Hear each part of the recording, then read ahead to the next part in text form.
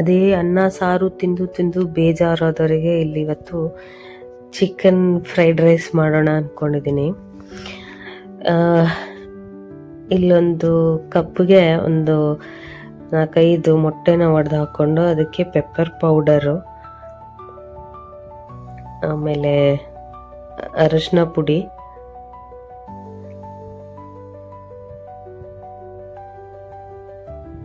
ಉಪ್ಪು ಹಾಕೊಂಡು ಚೆನ್ನಾಗಿ ಬೀಟ್ ಮಾಡ್ಕೊಳ್ಳೋಣ. ಇದು ಸ್ಕ್ರಾಂಬಲ್ಡ್ ಎಗ್ ಮಾಡ್ಕೊಳ್ಳೋಕ್ಕೆ ಫಸ್ಟಿಗೆ ನಾವು ಫ್ರೈಡ್ ರೈಸ್ ಮಾಡ್ಕೋತೀವಲ್ಲ ಅದಕ್ಕೆ ಹಾಕ್ಕೊಳ್ಳೋದಕ್ಕೆ.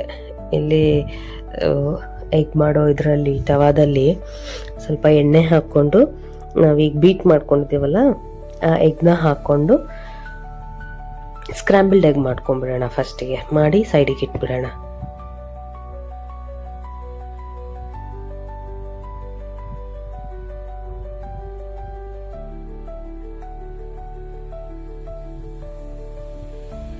ಇದನ್ನು ಆಮ್ಲೆಟ್ ಆಗೋಕ್ಕೆ ಬಿಡಬೇಡಿ.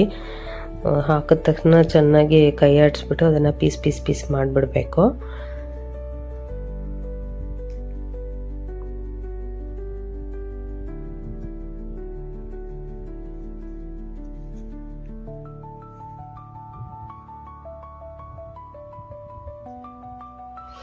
ಇವಾಗ ಅದನ್ನು ಸೈಡಿಗೆ ಇಟ್ಬಿಟ್ಟು ಒಂದು ದೊಡ್ಡ ಬಾಣಲಿಗೆ ಒಂದು ಸ್ವಲ್ಪ ಎಣ್ಣೆ ಹಾಕ್ಕೊಳ್ಳೋಣ.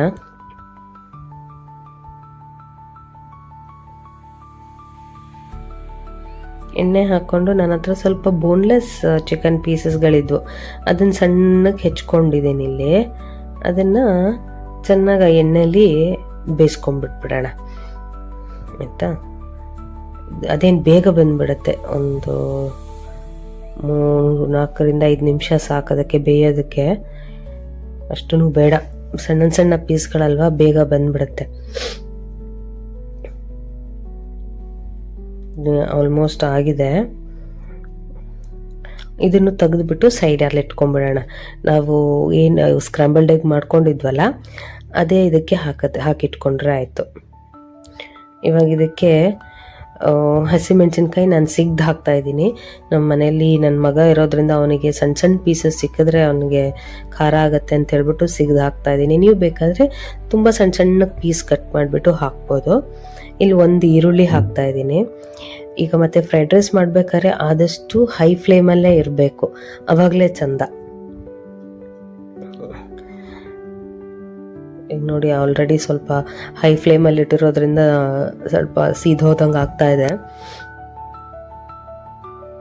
ಈಗ ಶುಂಠಿ ಮತ್ತು ಬೆಳ್ಳುಳ್ಳಿನ ಒಂದು ಗ್ರೇಟರಿಗೆ ಹಾಕಿ ಚೆನ್ನಾಗಿ ಚಾಪ್ ಮಾಡ್ಕೊಂಡಿದ್ದೀನಿ. ಗ್ರೇಟರ್ ಇಲ್ಲ ಅಂದವರು ಕೈಯಲ್ಲೇ ಸಣ್ಣಗೆ ಚಾಪ್ ಮಾಡಿಕೊಂಡು ಹಾಕಿ, ಒಂದು 10-15 ಬೆಳ್ಳುಳ್ಳಿ ಹೆಸಳು, ಆಮೇಲೆ 1-2 ಇಂಚು ಶುಂಠಿ ಬೇಕಾಗುತ್ತೆ ಇದಕ್ಕೆ ಹಾಕ್ಕೊಂಡು ಇದನ್ನು ಚೆನ್ನಾಗಿ ಆನಿಯನ್ ಜೊತೆ ಫ್ರೈ ಮಾಡ್ಕೊಳ್ಳಿ.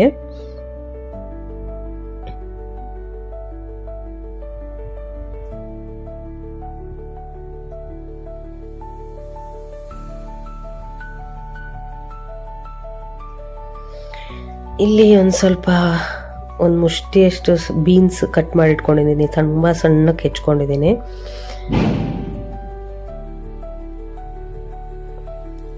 ಒಂದು 4-5 ಬೀನ್ಸ್ ಸಾಕು, ಜಾಸ್ತಿ ಬೇಡ. ಆಮೇಲೆ ಉದ್ದುದ್ದಕ್ಕೆ ಕ್ಯಾರೆಟ್ ಹಚ್ಕೊಂಡಿದ್ದೀನಿ. ಒಂದೇ ಒಂದು ಕ್ಯಾರೆಟ್, ಸಣ್ಣ ಕ್ಯಾರೆಟ್ನ ಉದ್ದುದ್ದಕ್ಕೆ ಗ್ರೇಟ್ ಮಾಡ್ಕೊಳ್ಳೋದು. ಇವಾಗ ಗ್ರೇಟರೆಲ್ಲ ತುಂಬ ಶೇಪ್ಸಲ್ಲೆಲ್ಲ ಬರುತ್ತಲ್ಲ ಗ್ರೇಟ್ ಮಾಡ್ಕೊಳ್ಳೋದಕ್ಕೆ, ಸೊ ಅದರಿಂದ ಇದನ್ನು ಕಟ್ ಮಾಡ್ಕೊಂಡಿದ್ದೀನಿ. ಅದನ್ನು ಸ್ವಲ್ಪ ಚೆನ್ನಾಗಿ ಫ್ರೈ ಮಾಡಿಕೊಂಡು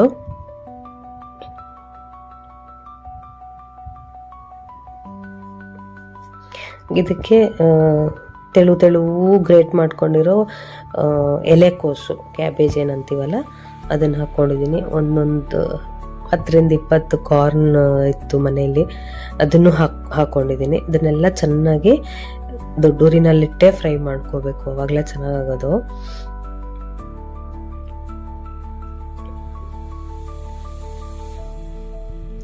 ನಿಮಗೆ ಕ್ರಂಚಿ ಬೇಕು ಅಂದಲ್ಲಿ ಸ್ವಲ್ಪ ಬೇಗನೆ ಇದು ಮಾಡ್ಕೊಳ್ಳಿ, ಸಾಸ್ಗಳನ್ನು ಹಾಕ್ಕೊಳ್ಳೋದನ್ನು ಸ್ಟಾರ್ಟ್ ಮಾಡ್ಕೊಳ್ಳಿ. ಇಲ್ಲ ನಮಗೆ ಸ್ವಲ್ಪ ತರಕಾರಿ ಬೇಯಬೇಕು ಚೆನ್ನಾಗಿ ಅನ್ನೋರು ಸ್ವಲ್ಪ ಲಾಂಗ್ ಟೈಮ್ ಫ್ರೈ ಮಾಡಿ. ಈಗ ಉಪ್ಪು ಹಾಕೋತಾ ಇದ್ದೀನಿ ನಾನು.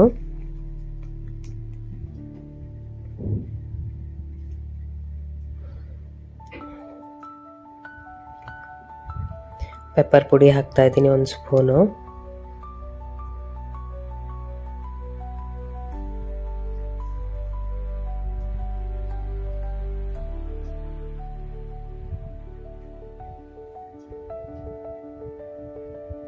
ಇಲ್ಲಿ 1 ಸ್ಪೂನಷ್ಟು ಬ್ಲ್ಯಾಕ್ ಸೋಯಾ ಸಾಸ್ ಹಾಕ್ತಾ ಇದ್ದೀನಿ.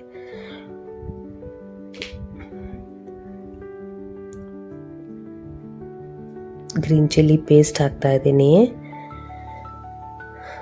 ಗ್ರೀನ್ ಚಿಲ್ಲಿ ಪೇಸ್ಟ್ ಅನ್ನೋಕ್ಕಿಂತ ಗ್ರೀನ್ ಚಿಲ್ಲಿ ಸಾಸ್ ಹಾಕಿದ್ದೀನಿ.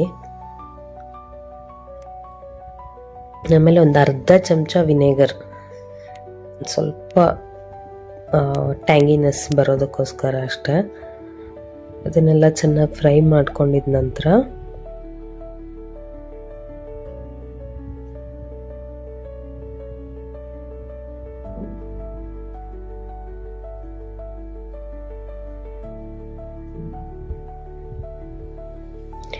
ಇಲ್ಲಿ ನಾವು ಸ್ಕ್ರಾಂಬಲ್ ಎಗ್ ಮಾಡ್ಕೊಂಡಿದ್ವಲ್ಲ ಅದು ಮತ್ತೆ ಚಿಕನ್ ಎರಡೂ ಇದೆ ಇದರಲ್ಲಿ. ಇದನ್ನು ಹಾಕ್ಬಿಟ್ಟು ಚೆನ್ನಾಗಿ ಮಿಕ್ಸ್ ಮಾಡ್ಕೊಳ್ಳೋಣ. ಇವಾಗ ಸಾಸ್ಗಳನ್ನ ಎಲ್ಲ ಈ ಚಿಕನ್ ಮತ್ತು ಎಗ್ಗೆ ಕೋಟ್ ಆಗಬೇಕು.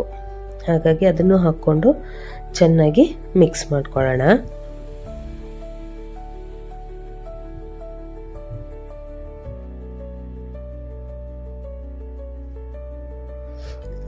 ಹೈ ಫ್ಲೇಮಲ್ಲೇ ಇರಲಿ ಯಾವಾಗ್ಲೂ.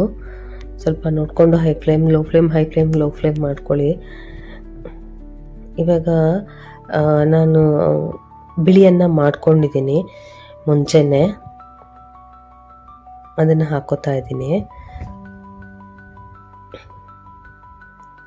ಅದನ್ನು ಹಾಕ್ಕೊಂಡು ಚೆನ್ನಾಗಿ ಮಿಕ್ಸ್ ಮಾಡಿಕೊಂಡು ಉಪ್ಪು ಬೇಕು ಅಂದರೆ ಹಾಕ್ಕೊಳ್ಳಿ. ಆಮೇಲೆ ಸ್ಪ್ರಿಂಗ್ ಆನಿಯನ್ ಬರುತ್ತಲ್ಲ, ಈರುಳ್ಳಿ ಹೂವು ಅಂತೀವಿ ನೋಡಿ, ಅದನ್ನು ಬೇಕಾದ್ರೆ ಮೇಲೆ ಹಾಕ್ಬೋದು. ನನ್ನ ಹತ್ರ ಇರಲಿಲ್ಲ ಸೊ ನಾನು ಹಾಕಲಿಲ್ಲ. ಅದನ್ನು ಬೇಕಾದರೆ ಹಾಕ್ಕೊಬೋದು.